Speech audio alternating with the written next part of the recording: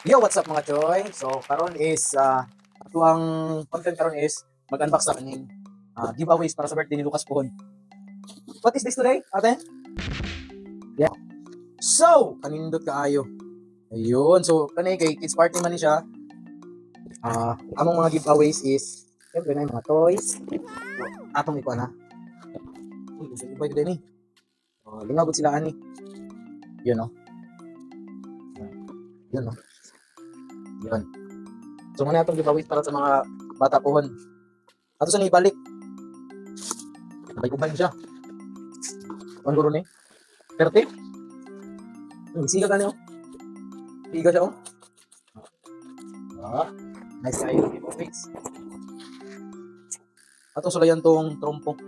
Nag-giveaway sa mga bata. Indot siya oh. Siga siya mga choy. Best na nato. Lo! Grabe naman yan. Uy! Ito. Next is kani. Sabihan nato ni Trika. Yun.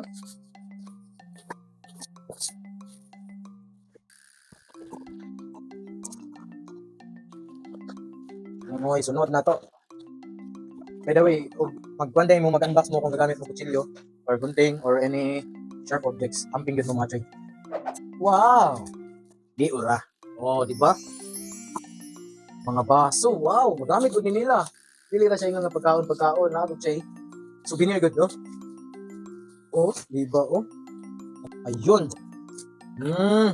So, ani? Oh, panda. Ayun yung cover. Magpando nila kung nasa yung mga drinks. Pwede na ipabalon sa school. Saan man ako nagtatawag eh. Huwag ko kasulayan sa unang bata pa ko. Hindi ko kabaluhan eh. Bakot ka pupulihan ba? Saan gani? Ay, musiga! So, musiga na siya mga choy, oh. Wala. Magsiga-siga din ilang drinks. Oh! Siga, oh. Oh.